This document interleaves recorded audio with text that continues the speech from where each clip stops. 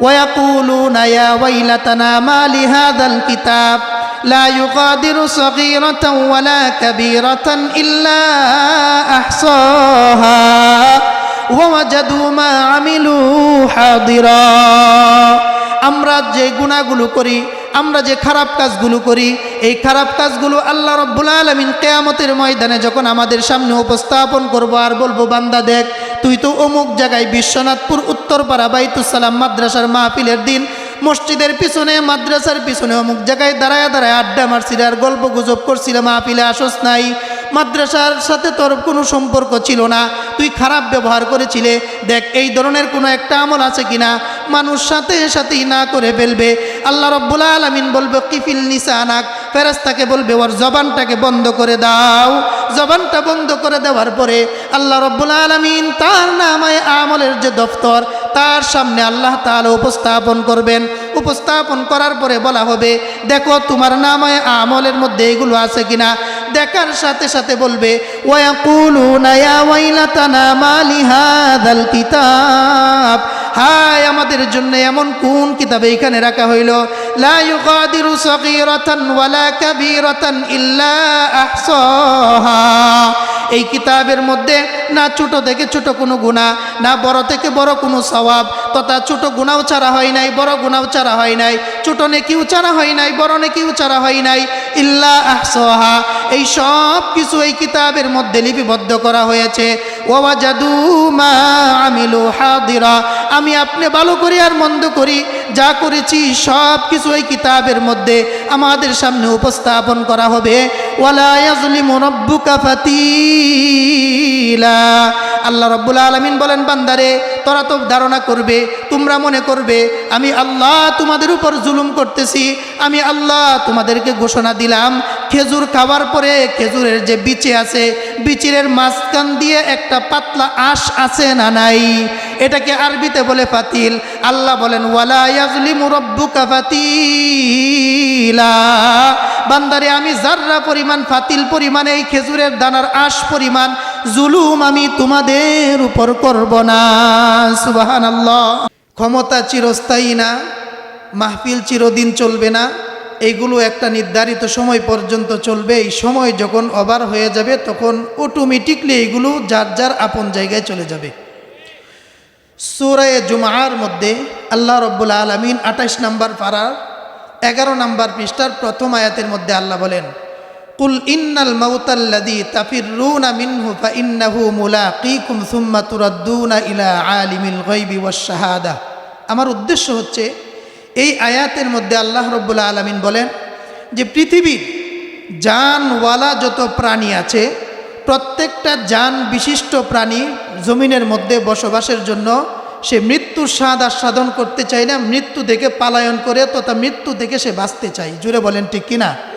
প্রত্যেকটা প্রাণ বিশিষ্ট মানব হোক, দানব হোক, পশু পাখি হোক, সবাই কেউ মৃত্যুর কূলে নিজের থেকে নিজে ধরা দিতে চায় না, বরং মৃত্যু থেকে বাঁচতে চায়, ঠিক না? কিন্তু আল্লাহ পাকের ঘোষণা হচ্ছে ফাইন্নাহু মুলাকীকুম, তুমি যেখানেই থাকো না কেন মৃত্যু তোমার সাথে মুলাকাত করবে। মৃত্যু তোমার সাথে কি করবে? মুলাকাত করবে। আজকে আপনাদের এখানে আসার আগে আমার পাশের মসজিদের যেই খতিব, আমি যেখানে আছি টঙ্গী, আমার পাশের মসজিদের খতিব, ওনার এক ভাই বউ, খালাতো ভাইয়ের ঘরের বউ, এ আল্লাহর বান্দি প্রেগনেন্ট, বাচ্চা হবে, বাচ্চা হয়েছে সকালবেলা, বাচ্চা হওয়ার পরে 10 মিনিট পরে বাচ্চাটা মারা গেছে। দীর্ঘ 17 বছর তামান্না এবং আকাঙ্ক্ষার পরে একটা বাচ্চা আল্লাহ দিয়েছিল, 17 বছর পরে। এরপরে এই বাচ্চাটা 10 মিনিট পরে মারা গেছে।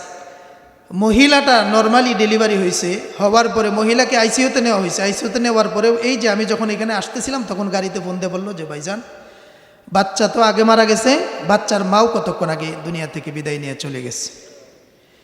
কোনো সময় কি কল্পনা করছিল এই মহিলার পক্ষের আত্মীয় স্বজন, জামাইয়ের পক্ষের আত্মীয় স্বজন সবাই আসছে বাড়িতে, যে কে একটা তাদের মধ্যে আনন্দ, 17 বছর পরে তাদের মেয়ের ঘরে একটা নাতি সন্তান আসতেছে, ছেলের পক্ষ থেকে কত আনন্দ ফুর্তি, কত ছিল, কত হাসি খুশি ছিল। বর যাত্রী হিসাবে এক জায়গায় যাইতেছে হাইস গাড়ির মধ্যে করে, মেয়ের বাড়ির কাছাকাছি যাওয়ার পরে এই বর গাড়ি থেকে যখন নামে তখন বলে আমার বুকটার মধ্যে কেমন লাগতেছে। এই লাগতেছে বলতে দেরি, ওখানে সে ডইলা পড়তে দেরি করে নাই। হাইস গাড়ি থেকে সে স্বাভাবিকভাবে নামতে পারে নাই, ওখান থেকে নামার সাথে সাথে ওই জায়গাতেই স্টুক করে জায়গার মধ্যেই শেষ। কথিত আছে সাদ্দাত দুনিয়াতে তার তৈরি একটা জান্নাত বানাইছিল, আল্লাহর তৈরি জান্নাতের মধ্যে সে যাবে না। এমত অবস্থায় সে জান্নাতে প্রবেশ করার আগে তার যে বাহন ছিল উট বা ঘোড়া, তার উপর আরোহণ করে প্রবাদ বলা হয়ে থাকে এই সাদ্দাতকে আল্লাহ তাআলা বাঘের দুধ খাইয়া দুনিয়াতে লালন পালন করিয়েছিল। এই সাদ্দাত যখন তার তৈরি জান্নাতে প্রবেশ করে আজরাইল আলাইহিস সালাতু ওয়াস সালাম পিছন দিক দিয়ে বলল, সাদ্দাত সামনের দিকে কদম বাড়ায়ও না, দাঁড়াও তোমার সাথে কথা আছে। তখন সাদ্দাত বলল, অনেক আগের একটা ডায়লগ ছিল চলচ্চিত্র জগতের, ডায়লগটা কি? টাইম নাই, তোমার কথা শোনার আমার কোনো কি নাই, টাইম নাই, তোমার গনার আমার বেইল নাই, বলতো কি বলতো না? সাদ্দাত সেই পুরান ভাষায় বলল, আমার টাইম, জোরে বলেন, টাইম নাই, আমার বেইল নাই। আজরাইল আলাইহিস সালাতু ওয়াস সালাম আগে ছিল ছদ্মবেশী, এরপরে তিনি পূর্ণরূপ আকার প্রকাশ করে তিনি বলেন, আমার দিকে একবার তাকায়া দেখো, মাথা থেকে পায়ের তালু পর্যন্ত। আমার মাথা হচ্ছে আসমানে, পা হচ্ছে জমিনে। আমার দেহটা স্বাভাবিকভাবেই আজরাইল আলাইহিস সালাতু ওয়াস সালামের অবয়ব বা তার বর্ণনার মধ্যে হাদিসে আসছে, তার পুরা মাথার মধ্যে সারা পৃথিবীর যত পরিমাণ পানি আছে পুরা সবটা পানি যদি তার মাথার মধ্যে রাখা হয়, এক জাররা পরিমাণ পানি জমিনের মধ্যে তার মাথা থেকে ছিটকে পড়বে না। সুবহানাল্লাহ বলবেন না? তাহলে মাথাটা কি ছোট, এই গৌরীপুরের মতো, ময়মনসিংহের মতো, নাকি ঢাকা বিভাগের মতো, বাংলাদেশের মতো? তাহলে কি মনে করেন পৃথিবীর 3 ভাগ, 2 ভাগ জল, 1 ভাগ স্থল, তাহলে 2 ভাগই পানি, 1 ভাগ মাটি। এই 2 ভাগ পানি যদি তার মাথার মধ্যে রাখা হয় তাহলে এক জাররা পরিমাণ পানি তার মাথা থেকে জমিনের মধ্যে পড়বে না। তাহলে মাথাটা কতটুকু বড়! সুবহানাল্লাহ, আল্লাহর সৃষ্টি, আল্লাহর কুদরত। আজরাইল আলাইহিস সালাতু ওয়াস সালাম তখন বলল, সাদ্দাত অহংকারী আর দাম্ভিকতা তুই প্রদর্শন করিস না রে সাদ্দাত, তুই তো আমাকে দেখিস না, আমার চেহারার দিকে তাকায়া দেখ, আমার মাথা থেকে পায়ের তালুর দিকে দেখ, দেখলেই তোর আর টাইম আর বেল গনার সুযোগ থাকবে না, তুই শুধু আমার দিকেই তাকায়া থাকবে। জোরে বলেন ঠিক কিনা? আজরাইল আলাইহিস সালাতু ওয়াস সালাম ওই জায়গার মধ্যে তার তৈরি জান্নাতে সে প্রবেশ করতে পারে নাই, ওই জায়গা থেকে তাকে ব্রেক করে নিয়ে চলে গেল জানটা। তার কোনো দাম্ভিকতা কাজে লাগছে? কিছুদিন আগে 17 বছর প্রায় আমাদের দেশে নব্য ফেরাউন, লেডি ফেরাউন নামে যে মহিলা ছিল, আমরা যাকে শেখ হাসিনা নামে চিনতাম না, সে কি বলতো যে বাহিরে বসে, লন্ডনে বসে, প্রবাসে বসে, বিলাতে বসে, যুক্তরাজ্যে বসে দেশের বিপক্ষে ষড়যন্ত্র করা হচ্ছে, বাপের বেটা থাকলে দেশে আয়। জুড়ে বলেন, মাইক সামনে পাইলে বলতো না, উনি এই বেটা তো আজকে ঠিকই আসছে, যেভাবেই হোক না কেন উনি আসছে, আমি উনার পক্ষের লোক না, উনার পক্ষে সাফাই গাইতেছি না। ওয়াল্লাহু লা ইউহিব্বুল মুতাকাব্বিরিন, আল্লাহ অহংকার করাকে পছন্দ করেন না, এটা বোঝাবার জন্য বলছি।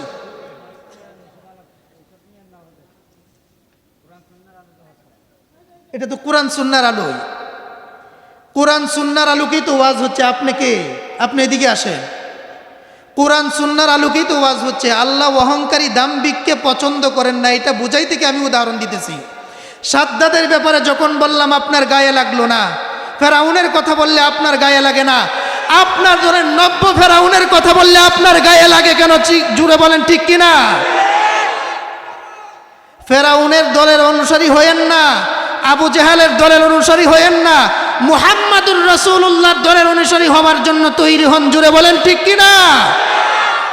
এ দেশের মধ্যে আবু জেহেলের অনুসারীও আছে, মুহাম্মাদের অনুসারীও আছে।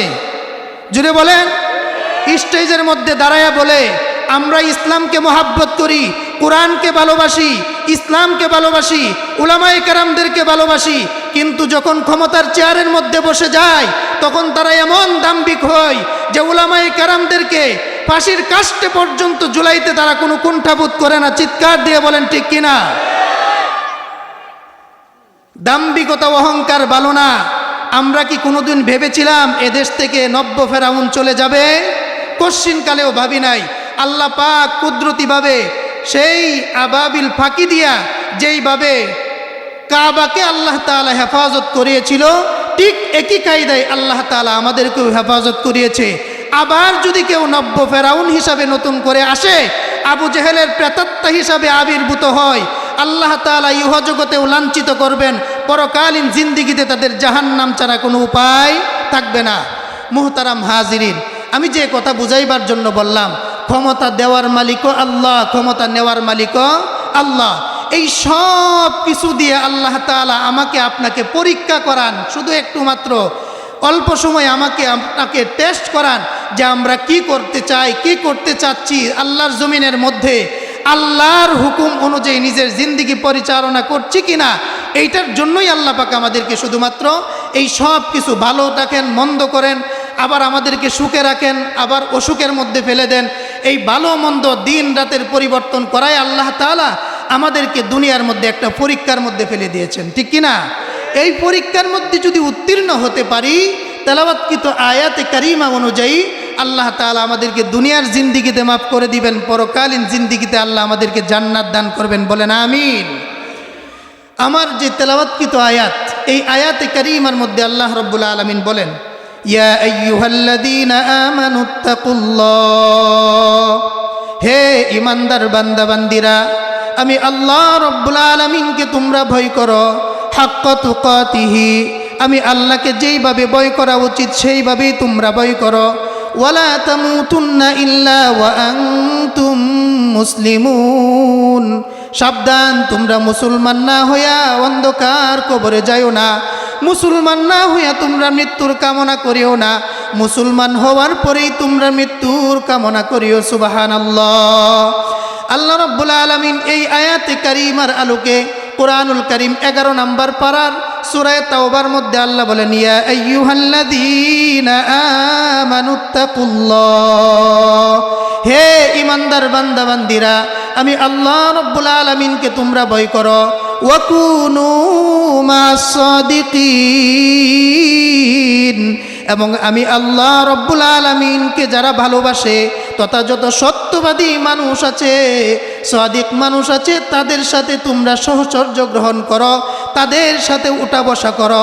যদি আল্লাহওয়ালা সিদ্দিক সত্যবাদী মানুষগুলোর সাথে যদি তোমরা উঠা বসা করতে পারো, আমি রব্বুল আলামিন ঘোষণা দিলাম, সিদ্দিকিন যারা আছে, সত্যবাদী যারা আছে, সত্য কথা বলনেওয়ালা যারা আছে, তাদের পরকালীন জিন্দিগিতে যেইভাবে আমি আল্লাহ জান্নাত দান করব, তাদের সাথে যদি তোমরা চলাফেরা করো, আমি আল্লাহ তোমাদেরকে তাদের সাথেই জান্নাত দান করব। জুড়ে বলেন সুবহানাল্লাহ।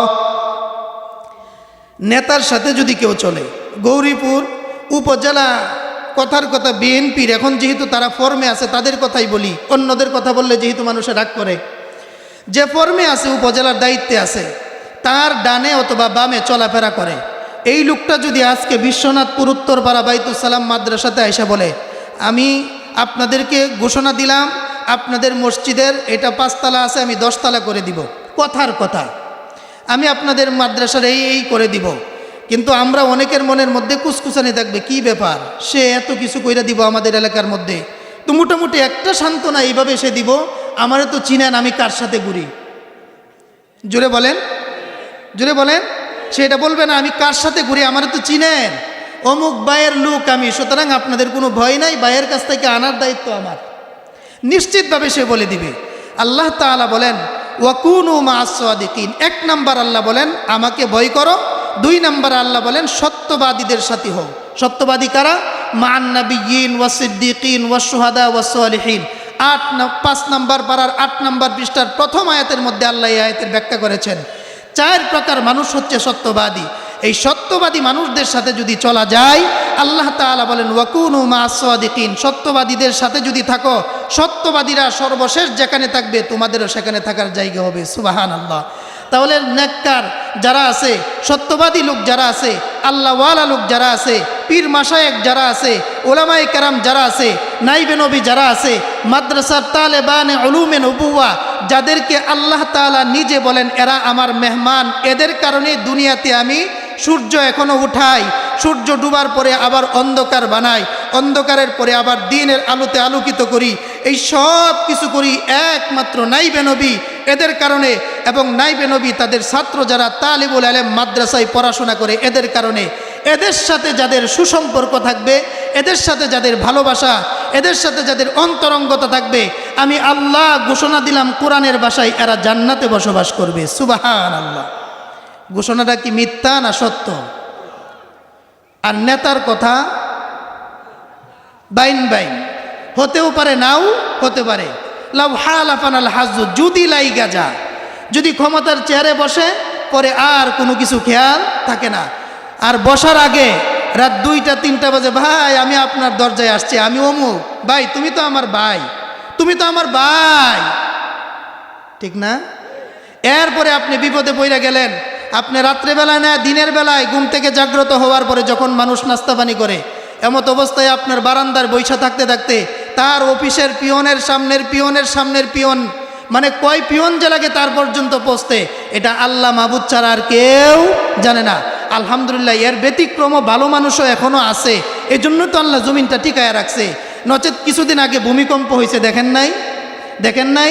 ঢাকার মধ্যে আমাদের টঙ্গীর ঘটনা, এক মহিলা, কুরআনুল কারীমের মধ্যে আল্লাহ তাআলা সূরা হজ্জের মধ্যে বলেন, ইয়া আইয়ুহান নাসু তাকু রাব্বাকুম ইন্না জালজালাতাস সাআতি শাইউন আযীম ইয়াওমা তারাউনাহা তাযহালু কুল্লু মুরদিআতিন আম্মা আরদাআত ওয়া তাদউ কুল্লু যাতি হামলিন হামলাহা ওয়া তারান নাসা সুকারা ওয়া মা হুম বিসুকারা। আল্লাহ রব্বুল কোন কিয়ামত কায়েম হবে, জিলজাল শুরু হয়ে যাবে, ভূমিকম্প শুরু হয়ে যাবে, তখন গর্ভবতী মহিলাগুলো তাদের পেটের ভিতরে যে সন্তানটা আছে, ভূমিকম্পের কারণে তাদের সন্তানটাকে অটোমেটিকলি প্রসব করে ফেলবে, তারা ঠেরও পাবে না। এমনকি একজন মানুষ আর একজন মানুষের দিকে তাকে মনে করবে লোকটা মনে হয় বেহুশ হয়ে গেছে, অথবা লোকটা কেমন করতেছে, অথবা স্ট্রোক করছে। আল্লাহ বলেন ওয়ামা হুম বিসুকারা, এই লোকটা বেহুশ হয় নাই, অজ্ঞান হয় নাই, স্ট্রোক করে নাই, কিন্তু আমার একটা জিলজাল আর ভূমিকম্পের কারণে আমি আল্লাহ তার মধ্যে কিং কর্তব্য বিমূঢ় এমন বানায় দিলাম, কি করবে যে সেটাও সে বুঝতেছে না। জুড়ে বলেন ঠিক কিনা? এক মা বাথরুমের মধ্যে প্রেগন্যান্সি মহিলা, টঙ্গীর ঘটনা। এই মা যখন ভূমিকম্প শুরু হয়ে গেছে, বাথরুমের ভিতরে যখন আছে, এমত অবস্থায় ভয়ের কারণে বাথরুমের মধ্যে তার সন্তান হয়ে গেছে। এটা কি কিয়ামতের মধ্যে ঘটছে নাকি বর্তমানের ঘটনা? আল্লাহ কোরআনে বলছে কিয়ামতের মাঠে ঘটবো, আর এখন তো তা আগেই ঘটা শুরু হয়ে গেছে। 5 তলার মধ্যে মা থাকে, ভূমিকম্প যখন শুরু হয়ে গেছে, মা ব্যালকনির মধ্যে ছিল, টঙ্গীর ঘটনা। মা দৌড়াইয়া 5 তলা থেকে নিচতলা নাইমা আসছে, সন্তান ঘরের মধ্যে 10টার সময় ঘুমাইতেছে, মার বিলকুল কোনো স্মরণ নাই সন্তান যে ঘরের মধ্যে ঘুমাইতেছে। নিচে নামার পরে হঠাৎ করে খেয়াল আসলো, হাইরে আমার কলিজার টুকরা সন্তান তো এখনো ঘুমে। প্রতিবেশী বলতেছে যাও তোমার সন্তান নিয়ে আসো, বলে এখন যাওয়া যাবে না, ভূমিকম্প থামুক, তারপরে আমি গিয়ে আমার সন্তান নিয়ে আসব। আল্লাহ রব্বুল আলামিন কুরআনুল কারীম সূরা আবাসার শেষ দিকে বলেন, ইয়াউমা ইয়াফিরুল মারউ মিন আখি ওয়া উম্মিহি ওয়া আবিহি ওয়া সাহিবাতিহি ওয়া বানি লিকুল্লি ইমরিইম মিনহুম ইয়াউমা ইদিন শাআনুন ইউগনি। আল্লাহ বলেন, হে আমার বান্দাবান্দিরা, স্মরণ করো সেই দিনের কথা যেদিন কিয়ামতের বিভীষিকাময় অবস্থা শুরু হয়ে যাবে।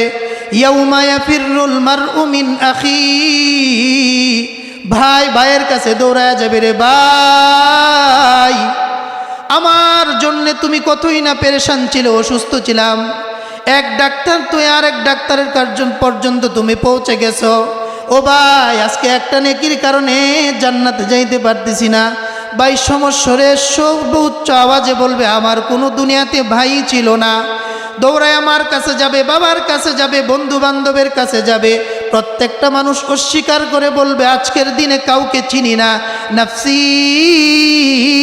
নফসি নফসি। হে রব, হে আল্লাহ, যে কিয়ামতের বিভীষিকাময় অবস্থা শুরু হয়ে গেছে, আল্লাহ আমাকে বাঁচাও, আমাকে বাঁচাও, আমাকে বাঁচাও। কিয়ামতের মাঠের ঘটনা বললাম নাকি বর্তমান জমানার ঘটনা বললাম? বর্তমানের ঘটনা না এটা। ওই দিন আল্লাহ তাআলা কিয়ামতের মাঠে যখন হাসর নাসর কায়েম হবে, ফুলসিরাত কায়েম হবে, মিজান কায়েম হবে, তখন সন্তানকে পরিচয় দিবে না। আর দুনিয়ার মধ্যেই সাধারণ ভূমিকম্পের কারণে মা বলতেছে পরে যাওয়া যাবে, আগে আমি বাঁচি তারপরে সন্তান দেখা যাবে। কার জন্য আপনি কি করেন? কার জন্য আপনি কি করতেছেন? সন্তানের সুখের জন্য সুদি টাকা ব্যাংক থেকে লোন উঠাইয়া তারপরে আপনি বাড়ি গাড়ি করতেছেন। আপনি কবরের মধ্যে একা একা মাইর খাবেন, আর সন্তানকে এটার দায়িত্ব নিবে? সন্তানকে বলা হবে, যখন সন্তান বলবে হাসরের মাঠে, হাদিসের মধ্যে আসছে স্পষ্টভাবে, তার পিতামাতাকে বলবে, আমরা কি কোনোদিন তোমাকে চাপ দিয়েছিলাম আমাদের জন্য এত কষ্ট করো? পাপের বোঝা তোমার, নেকের কাজ আমাদের। তাহলে বুদ্ধিমানের কাজ কি? গুনার মধ্যে জড়িত হওয়া না গুনাহ থেকে বেঁচে থাকা? আল্লাহ বলেন তাকওয়া অবলম্বন করা। তাকওয়া কি? তাকওয়ার শাব্দিক অর্থ হচ্ছে বেঁচে থাকা, পরহেজ করা, গুনাহমুক্ত জিন্দেগি যাপন করা। জুড়ে বলেন কি করা? গুনাহমুক্ত জিন্দেগি যাপন করা। কুরআনুল কারীম 28 নম্বর পারার 7 নম্বর পৃষ্ঠার 2 নম্বর আয়াতের মধ্যে আল্লাহ বলেন, ইয়া আইয়ুহাল্লাযীনা আমানুত্তাকুল্লাহ, হে ইমানদার বান্দা বান্দিরা, আমি আল্লাহ রব্বুল আলামিনকে ভয় করো। ওয়াল তানজুর নাফসুম মা কদ্দামাত লিগাদ, তুমি তোমার আগামী কালকের জন্যে তথা সামনের জন্যে তথা তোমার অন্ধকার কবরের জন্যে, তোমার মৃত্যুর জন্যে তুমি সামনে যে তোমার কি প্রেরণ করতেছ এই জিনিসের দিকে। ওয়াল তানজুর নাফসুম মা কদ্দামাত, তুমি তোমার নজরটাকে সামনের দিকে রাখো তথা তোমার আখিরাতের দিকে নজরটা রাখো। সামনের জন্য তুমি ভালো রাখতেছো নাকি খারাপ কোনো কিছু রাখতেছো? এরপরে আল্লাহ আবার বলেন ওয়াত্তাকুল্লাহ, হে আমার আদরের ইমানদার বান্দা বান্দিরা, আমি আল্লাহ প্রথমে বললাম আমাকে ভয় করো, সুন্দরভাবে ওয়াজ করলাম, এরপরে বললাম আমার জন্যে তথা তোমার পরকালীন জিন্দেগির জন্যে সামনে কি প্রেরণ করছো সেই দিকে খেয়াল করো। এরপরে আমি ওয়াজ করে বুঝানোর পরে আমি আল্লাহ আবার বললাম ওয়াত্তাকুল্লাহ, আমি আল্লাহকে যেইভাবে ভয় করা দরকার সেইভাবে ভয় করো। এরপরে আল্লাহ বলেন ইন্নাল্লাহা খাবীরুম বিমা তা'মালুন। আল্লাহু আকবার। আল্লাহ বলেন আমাকে ভয় করার পরে হে বান্দা বান্দিরা, তোমরা জানো আর না জানো, কিন্তু তোমরা যা কিছু করো সব কিছুই আমি আল্লাহ জানি। সুবহানাল্লাহ। কোনো জিনিস আমরা যা কিছু করতেছি, ভালো করি মন্দ করি, আল্লাহর থেকে কোনো জিনিস কি গোপন আছে? জুড়ে বলেন আছে? নাই। দুই বন্ধু একসাথে কথা বলতেছে, এক বন্ধু আরেক বন্ধুর কথাগুলো কোন দিক দিয়ে রেকর্ড করছে বন্ধু নিজেও জানে না। আগে তো শুনতাম কিরামান কাতিবিন নামক সম্মানিত লেখকদ্বয় ফেরেশতারা রেকর্ড করত। এখন যে কোন দিক দিয়ে যে মোবাইল তার পকেটের মধ্যে আছে, কথা বলতেছে, রেকর্ড হয়ে গেছে। জুড়ে বলেন আকস্মিকভাবে রেকর্ড হয়ে গেছে, বলতেই পারে না কেমনে রেকর্ড হয়েছে। এরপরে বলতেছে তুই আমাকে এটি বলস নাই, অমুক দিন অমুকের ব্যাপারে এটা বলস নাই, এই যে দেখ রেকর্ড। দুনিয়াতে যদি বাঙ্গাসুরা একটা দুনিয়াতে যদি এত কিছু করা সম্ভব হয়, আমার যে আল্লাহ, আমার যে মালিক, আমার যে মহান আধিপত্যবাদ, আমার যে মহান দুনিয়ার এবং যা কিছু দেখি যা কিছু দেখি না, এই সব কিছু যিনি সাজিয়েছেন, যিনি গুছিয়েছেন, যিনি বিশাল করে এটাকে সৃষ্টি করেছেন, তার কাছে তার চেয়ে বড় দামি প্রযুক্তি আছে না নাই? সূরা কাহাফের মধ্যে আল্লাহ বলেন ওয়ায়াকুলুনা ইয়া ওয়াইলাতানা মা লিহাযাল কিতাব লা ইউগাদিরু সগীরাতান ওয়ালা কাবীরাতান ইল্লা আহসাহা ওয়া ওয়াজাদু মা আমিলু হাদিরা। আমরা যে গুনাহগুলো করি, আমরা যে খারাপ কাজগুলো করি, এই খারাপ কাজগুলো আল্লাহ রাব্বুল আলামিন কিয়ামতের ময়দানে যখন আমাদের সামনে উপস্থাপন করব আর বলবো বান্দা দেখ তুই তো অমুক জায়গায় বিশ্বনাথপুর উত্তরপাড়া বাইতুস সালাম মাদ্রাসার মাহফিলের দিন মসজিদের পিছনে মাদ্রাসার পিছনে অমুক জায়গায় দাঁড়ায় দাঁড়ায় আড্ডা মারছিল আর গল্প গুজব করছিল, মাহফিলে আসস নাই, মাদ্রাসার সাথে তোর কোনো সম্পর্ক ছিল না, তুই খারাপ ব্যবহার করেছিলে, দেখ এই ধরনের কোনো একটা আমল আছে কিনা। মানুষ সাথে সাথেই না করে ফেলবে। আল্লাহ রাব্বুল আলামিন বলবে কিফিল নিসানাক, ফেরেশতাকে বলবে ওর জবানটাকে বন্ধ করে দাও। জবানটা বন্ধ করে দেওয়ার পরে আল্লাহ রাব্বুল আলামিন তার নামায়ে আমলের যে দফতর তার সামনে আল্লাহ তাআলা উপস্থাপন করবেন। উপস্থাপন করার পরে বলা হবে, দেখো তোমার নামায়ে আমলের মধ্যে এগুলো আছে কিনা। দেখার সাথে সাথে বলবে, ওয়ায়াকুলুনা ইয়া ওয়াইলাতানা মা লিহাযাল কিতাব, হায় আমাদের জন্য এমন কোন কিতাবে এখানে রাখা হইল, লা ইউগাদিরু সগীরাতান ওয়ালা কাবীরাতান ইল্লা আহসাহা, এই কিতাবের মধ্যে না ছোট থেকে ছোট কোনো গুনাহ, না বড় থেকে বড় কোনো সওয়াব, তথা ছোট গুনাহও ছাড়া হয় নাই, বড় গুনাহও ছাড়া হয় নাই, ছোট নেকিও ছাড়া হয় নাই, বড় নেকিও ছাড়া হয় নাই, ইল্লা আহসাহা, এই সব কিছু এই কিতাবের মধ্যে লিপিবদ্ধ করা হয়েছে। ওয়াজাদু মা আমিলু হাদিরা, আমি আপনি ভালো করি আর মন্দ করি যা করেছি সব কিছু এই কিতাবের মধ্যে আমাদের সামনে উপস্থাপন করা হবে। ওয়ালা ইয়াজলিমু রাব্বুকা ফাতিলা, আল্লাহ রাব্বুল আলামিন বলেন, বান্দারে তোরা তো ধারণা করবে, তোমরা মনে করবে আমি আল্লাহ তোমাদের উপর জুলুম করতেছি। আমি আল্লাহ তোমাদেরকে ঘোষণা দিলাম, খেজুর খাওয়ার পরে খেজুরের যে বিচি আছে, বিচিরের মাঝখান দিয়ে একটা পাতলা আঁশ আছে না নাই, এটাকে আরবিতে বলে ফাতিল। আল্লাহ বলেন, ওয়ালা ইয়াজলিমু রাব্বুকা ফাতিলা, বান্দারে আমি যাররা পরিমাণ, ফাতিল পরিমাণ, এই খেজুরের দানার আঁশ পরিমাণ জুলুম আমি তোমাদের উপর করব না। সুবহানাল্লাহ। এরপরে আল্লাহ বলবেন, ইকরা কিতাবাক, সূরা বনী ইসরাইল 15 নম্বর পারার 2 নম্বর পৃষ্ঠার শেষের দিক দিয়ে আল্লাহ বলেন, ইকরা কিতাবাক, তুমি তোমার কিতাব পাঠ করো। ওয়ালা তাজিরু ওয়াজিরাতু বিজরা উখরা, ইকরা কিতাবাকা কাফা বিনাফসিকাল ইয়াউমা আলাইকা হাসিবা, আজকের দিনে তোমার কিতাব পাঠ করানোর জন্য, তোমার কিতাবটা তেলাওয়াত করানোর জন্য দ্বিতীয় কোনো তেলাওয়াতকারীর প্রয়োজন নাই। তোমার কিতাব তুমি তেলাওয়াত করো এবং তোমার বোঝা তোমাকেই দেওয়া হবে।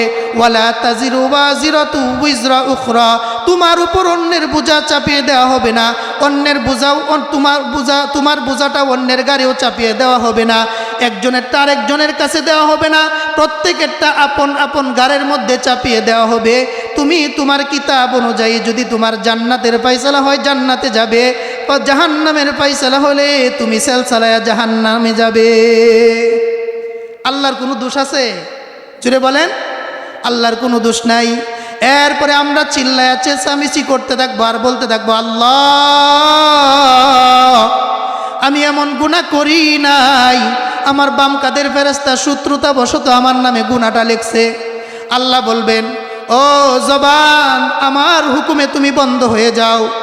সূরা ইয়াসিনের মধ্যে আল্লাহ বলবেন, জবানকে বন্ধ করে দিবেন, অঙ্গগুলোর জবান আল্লাহ খুলে দিবেন, হাতের জবান খুলে দিবেন, পায়ের জবান খুলে দিবেন, অঙ্গ প্রত্যঙ্গের জবানগুলো আল্লাহ খুলে দিবেন। আল্লাহ বলেন, আল-ইয়াউমা নাখতিমু আলা আফওয়াহিহিম ওয়া তুকাল্লিমুনা আইদিহিম ওয়া তাশহাদু আরজুলুহুম বিমা কানু ইয়াকসিবুন। স্মরণ করো সেই দিনের কথা, যেদিন তোমাদের হাত তোমাদের বিপক্ষে সাক্ষী দিবে, যেদিন তোমাদের পা তোমাদের বিপক্ষে সাক্ষী দিবে, যেদিন শরীরের বিভিন্ন অঙ্গগুলো তোমাদের বিপক্ষে সাক্ষী দিবে। এই আয়াতের তাফসীর 24 নম্বর পারার 18 নম্বর পৃষ্ঠার প্রথম আয়াতের মধ্যে আল্লাহ তাআলা বলেন, وقالوا لجلودهم لما شهدتم علينا قالوا أنطقنا الله الذي أنطق كل شيء। আল্লাহ বলেন, স্মরণ করো ওই সময়ের কথা যেদিন আমি আল্লাহ তোমাদের চামড়াগুলোর জবান খুলে দিব, চামড়াগুলোকে পরিষ্কার রাখার জন্যে, সফট রাখার জন্যে, মসৃণ রাখার জন্যে। চেহারার মধ্যে কত জিনিস নাই ব্যবহার করতা, চামড়ার মধ্যে কত জিনিস ব্যবহার করতা, শরীরটাকে সতেজ রাখার জন্যে কতই না লোশন আর মোশন ব্যবহার করতা। আজকের এই দিনে এমন সময় এই চামড়াগুলো তোমার বিপক্ষে সাক্ষী দিবে, তখন আমরা বলবো, হাই রে শরীর, হাই রে অঙ্গ, হাই রে আমার চামড়া, লিমা শাহিদতুম আলাইনা, কেন তুই আজকে আমার বিপক্ষে আল্লাহর সামনে দাঁড়িয়ে তুই আমার বিপক্ষে সাক্ষী দিচ্ছিস? কোনো উপায় থাকবে? জুড়ে বলেন, উপায় থাকবে? কোনো উপায় থাকবে না। এই ওয়াজগুলো কি ওই দিন হবে নাকি আল্লাহ আগেই ফাঁস করে দিছেন?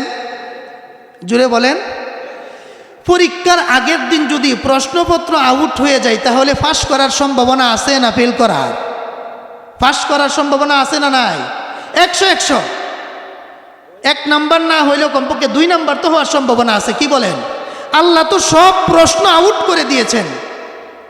21 নাম্বার পারার 13 নাম্বার পৃষ্ঠার 2 নাম্বার আয়াতের মধ্যে আল্লাহ বলেন, রব্বানা আবসরনা ওয়া সামি'না ফারজি'না না'মাল সালিহা ইন্না মুকিনুন। জাহান্নামের চেঁচামেচি দেইখা জাহান্নামের আসামিদেরকে জাহান্নামে টেনে হিসড়ে যখন জাহান্নামে নিক্ষেপ করা হচ্ছে, দৃশ্যটা দেখে জাহান্নামীদের চিৎকারগুলো শুনে প্রত্যেকটা মানুষগুলো বলবে, রব্বানা আবসরনা ওয়া সামি'না ফারজি'না না'মাল সালিহা। মানুষগুলো বলবে, আল্লাহ আমাদের চোখ দিয়ে, হে আমাদের রব, হে আমাদের প্রভু, হে আমাদের মহান মালিক, জাহান্নাম দেখেছি চোখ দিয়ে। জাহান্নামের শাস্তির কারণে মানুষগুলো চিৎকার করতেছে, নিজের কান দিয়ে শুনেছি। ফারজি'না না'মাল সালিহা, আয় আল্লাহ আমাকে দুনিয়াতে আবার প্রেরণ করে দাও, দুনিয়াতে আমাকে পাঠিয়ে দাও।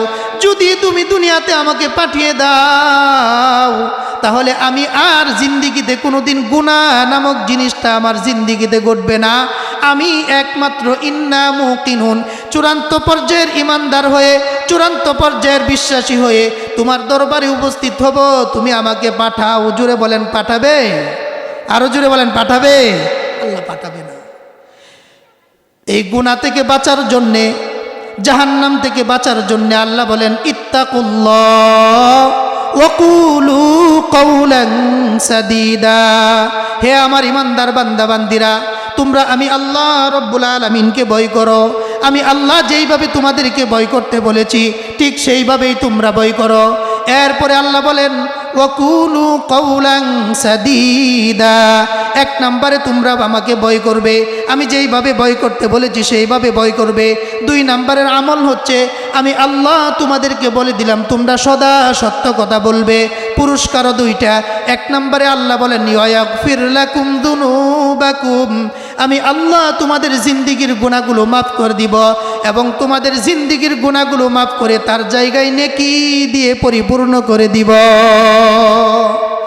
আল্লাহ রাব্বুল আলামিন কুরআনুল কারীমের অন্য এক জায়গার মধ্যে সূরা আনফালের মধ্যে আল্লাহ বলেন, যদি প্রত্যেকটা মানুষ ইমানদার বান্দা বান্দিরা আল্লাহকে তাকওয়া অবলম্বন করতে পারে, আল্লাহকে ভয় করার মতো ভয় করতে পারে, আল্লাহ তাআলা বলেন, ইয়া আইয়ুহাল্লাযীনা আমানু ইন তাত্তাকুল্লাহা ইয়াজআল লাকুম ফুরকানা।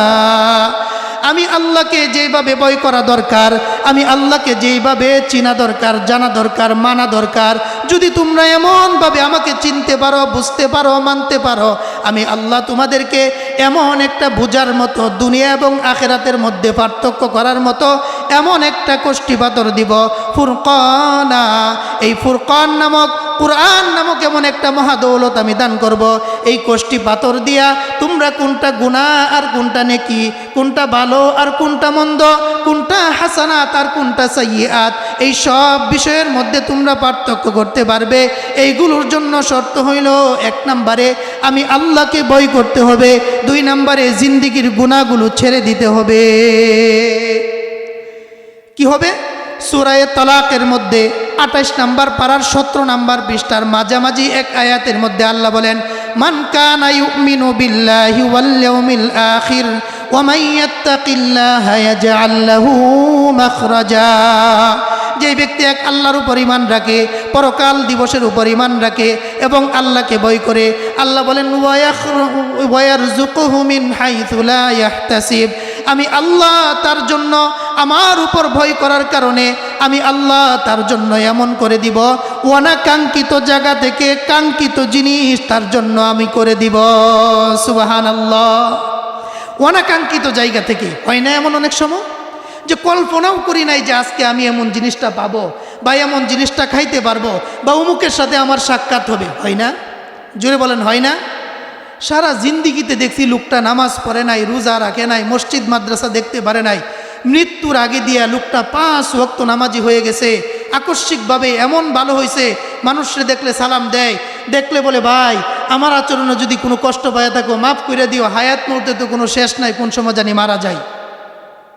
এমনকি লোকটা যেদিন মারা যায় এমনও হয় যে এমন লোকটা মারা যাওয়ার সময় কালিমা পড়তে পড়তে দুনিয়া থেকে বিদায় নিয়ে চলে যায়। হয় না অনেক সময় এরকম? আল্লাহ বলেন ওয়ায়ারযুকহু মিন হাইথু লা ইয়াহতাসিব, যেই ব্যক্তি আমি আল্লাহর উপর ঈমান রাখবে এবং পরকাল দিবসের উপর বিশ্বাস রাখবে, আমি আল্লাহকে ভয় করার মতো ভয় করবে, আমি আল্লাহ তার জন্য অনাকাঙ্ক্ষিত জায়গা থেকে কাঙ্ক্ষিত জিনিসটা মিলাই দিব। সুবহানাল্লাহ। এজন্য শর্ত হইল তাকওয়া অবলম্বন করা। কি অবলম্বন করা? তাকওয়া অবলম্বন করা। এই আয়াতের ব্যাখ্যার মধ্যে হযরতে উবাই ইবনে কাব রাদিয়াল্লাহু তাআলা আনহু নামে একজন বিখ্যাত সাহাবী ছিলেন। এই উবাই ইবনে কাব রাদিয়াল্লাহু তাআলা আনহু খলিফাতুল মুসলিমিন ওমর ইবনুল খাত্তাব রাদিয়াল্লাহু তাআলা আনহুকে জিজ্ঞাসা করলেন, ভাই ওমর, আমাকে একটু তাকওয়া কি জিনিস বলেন তো। উমর ইবনুল খাত্তাব রাদিয়াল্লাহু তাআলা আনহু বললেন, ভাই উবাই, তুমি কি জানো না তাকওয়া কি জিনিস? পরে বলে, আমি তো জানি, কিন্তু আমার মধ্যে খটকা লাগতেছে, সন্দেহ লাগতেছে, আসো দুই ভাই মিলে একটু মুজাকারা করি, আলোচনা করি, তাহলে আমাদের মধ্যে তাকওয়া কি জিনিস এটা বের হয়ে যাবে। খলিফাতুল মুসলিমিন ওমর ইবনুল খাত্তাব রাদিয়াল্লাহু তাআলা আনহু উবাই ইবনে কাব রাদিয়াল্লাহু তাআলা আনহুকে বলেন যে তাকওয়া হচ্ছে এমন একটা জিনিস যে অন্ধকার রজনীতে, আমাবস্যার রাত্রিতে কণ্টকাকীর্ণ একটা রাস্তা, বিশাল লম্বা একটা রাস্তা, এই রাস্তা পাড়ি দিয়ে গুরুত্বপূর্ণ জায়গায় তোমাকে উপস্থিত হতে হবে। এমত অবস্থায় তোমার পরিহিত পোশাকটাকেও তোমার বাঁচাইতে হবে, তোমার শরীরটাকেও বাঁচাইতে হবে, ও পারেও তোমাকে যেতে হবে। তাহলে তুমি কতটুক সতর্কতার সাথে এই আমাবস্যার অন্ধকার রজনীতে এই মাথা থেকে ওই মাথা পর্যন্ত কিভাবে যাবে? তখন উবাই ইবনে কাব রাদিয়াল্লাহু তাআলা আনহু ওমর ইবনুল খাত্তাব রাদিয়াল্লাহু তাআলা আনহুর প্রশ্নের উত্তরে বলেন, ভাই ওমর ইবনুল খাত্তাব, শুনো, আমি আমার জিন্দিগির সব চাইতে সতর্কতা অবলম্বন পূর্বক এই মাথা থেকে ওই মাথায় যাব। এক নম্বরে গুরুত্বপূর্ণ জায়গায় গিয়ে আমি উপস্থিত হব, যে জায়গা আমার জন্য অপেক্ষা করতেছে। নতুন পোশাক পরিহিত পোশাকটা যেন আমার নষ্ট না হয়, কাটা যেন না লাগে, আমার গায়ের মধ্যে যেন কোনো ময়লা না লাগে। আমি গুরুত্বপূর্ণ জায়গায় উপস্থিত হবার জন্য সর্বোচ্চ নিরাপত্তার সাথে, সর্বোচ্চ সতর্কতার সাথে ওপারে যাব। উবাই ইবনে কাব রাদিয়াল্লাহু তাআলা আনহুকে ওমর ইবনুল খাত্তাব রাদিয়াল্লাহু তাআলা আনহু বললেন, অন্ধকার রাস্তাটা হচ্ছে দুনিয়া, অন্ধকার রাস্তাটা হচ্ছে দুনিয়া, কাঁটাযুক্ত কণ্টকাকীর্ণ জিনিসগুলো হচ্ছে গুনাহ, আর ওই পারে গুরুত্বপূর্ণ জায়গার নাম হচ্ছে জান্নাত, ওই পারে গুরুত্বপূর্ণ অনুষ্ঠানের নাম হচ্ছে তাকওয়া। এর মাঝখানে কণ্টকাকীর্ণ রাস্তা, কাঁটা থেকে নিজের শরীরকে বাঁচাইতে হবে, পোশাক আদিকে বাঁচাইতে হবে। এই সবগুলো থেকে নিজেকে বাঁচায়া ওই জায়গায় উপস্থিত না হওয়ার নামই হচ্ছে জান্নাত। ওই জায়গার নাম কি? জান্নাত। এটার নাম তাকওয়া। এটার নাম কি? তাকওয়া। তাকওয়া মানে কি? আল্লাহর ভয়। জলে স্থলে যে কোনো জায়গার মধ্যে আমি থাকি না কেন, আল্লাহর ভয় আমার অন্তরের মধ্যে থাকবে। কার ভয় আমার অন্তরে থাকবে? আল্লাহর ভয়। আল্লাহ তাআলা কুরআনুল কারীমের মধ্যে বলেন, ইন্নামা ইয়াখশাল্লাহা মিন ইবাদিহিল উলামা। জমিনের মধ্যে যত মানুষ আছে, এই সব মানুষগুলোর মধ্যে আমি আল্লাহকে ভয় করে উলামায়ে কেরাম। আর নবীজি বলেন, আমার কোনো নাইবে, আমার কোনো ওয়ারিস নাই। ওয়া ইন্নাল উলামা আলাম ইউআররিসু দিনারা ওয়ালা দিরহামা। আর উলামায়ে কেরাম হচ্ছে আমি নবীর ওয়ারিস। ওয়া ইন্নামাল ওয়াররাসুল ইলমা ফামান আখাযাহু আখাযা বিহাদ্দি ওয়াফির আও কামা ক্বালান নবিয়্যু আলাইহিস সালাতু ওয়াস সালাম। আমি নবী চলে যাব, আমার পরে আর কোনো নবুয়াতি আসবে না, আমার পরে কোনো নবী আসবে না, আমার পরে এই নবুয়াতির দায়িত্ব পালন করবেন নাইবে নবী, তথা আমি নবীর পক্ষ থেকে প্রতিনিধি হিসাবে উলামায়ে কেরাম জাতির শ্রেষ্ঠ সন্তানেরা আমার এই দায়িত্ব পালন করবে ধারাবাহিকভাবে। নাইবে নবী, তারপরে তার ছাত্র, এইভাবে ধারাবাহিকভাবেই চলতে থাকবে। তেলাওয়াতকৃত হাদিসের মধ্যে নবীজি বলেন, আন উসমান ইবনে আফফান রাদিয়াল্লাহু তাআলা আনহুমা قال قال النبي صلى الله عليه وسلم خيركم من تعلم القرآن وعلمه। যেই ব্যক্তি, নবীজি বলেন, দুনিয়ার মধ্যে সবচেয়ে উত্তম ব্যক্তি হচ্ছে তারা যারা কোরআন এবং হাদিসের জ্ঞান নিজে শিক্ষা করে এবং অন্যকে শিক্ষা দেয়। নবীজির ভাষায়, আল্লাহর ভাষায়, আল্লাহ এবং নবীজির ভাষায় দুনিয়ার মধ্যে সবচেয়ে শ্রেষ্ঠ মানুষ তারা কোরআন হাদিস নিজে শিখে এবং অন্যকে শিখায় যারা যারা নিজেও শিখে এবং অন্যকেও শিখায়, তারা নবীজির ভাষায়, কোরআনের ভাষায়, এরা হচ্ছে জান্নাতি মানুষ, এরা হচ্ছে নাইবে নবী, এরা হচ্ছে নবীর মেহমান, আল্লাহর মেহমান। নবী যে এক হাদিসের মধ্যে বলেন, ওয়া ইন্নাল মালাইকাতা লা তাদউ আজনিহাতাহা রিদাল লিতালিবিল ইলম আও কামা ক্বালা নবী আলাইহিস সালাতু ওয়াস সালাম। নবীজি বলেন, এই তালিবুল ইলমদের কারণে, এই তালিবুল ইলমদের সন্তুষ্টির জন্য আল্লাহর নূরের তৈরি ফেরেশতারা তাদের নূরের পাখাগুলো বিছায়া দেয়। জুড়ে বলবেন না সুবহানাল্লাহ? আমেরিকার সবচেয়ে ক্ষমতা সম্পন্ন প্রেসিডেন্ট ডোনাল্ড ট্রাম্প নামে যে ড্রাম আছে, একটা আছে না, পাগলা, কিছুদিন পরে পরে বিভিন্ন কিছু কয়, মুসলমানদের বিপক্ষে সব সময় তার আগ্রাসী ভূমিকা সব সময় থাকে। ফিলিস্তিন আমাদের ভাই এবং বোনেরা, মা এবং মাদেরকে এবং ভাইদেরকে নির্মমভাবে যে হত্যা করা হচ্ছে, এটা ট্রাম্পের নির্দেশনায় সব কিছু তার মাধ্যমেই পৃথিবীর যেখানেই মুসলমান নিধন করা হচ্ছে, এর এক নাম্বার কারিগর হচ্ছে ট্রাম্প।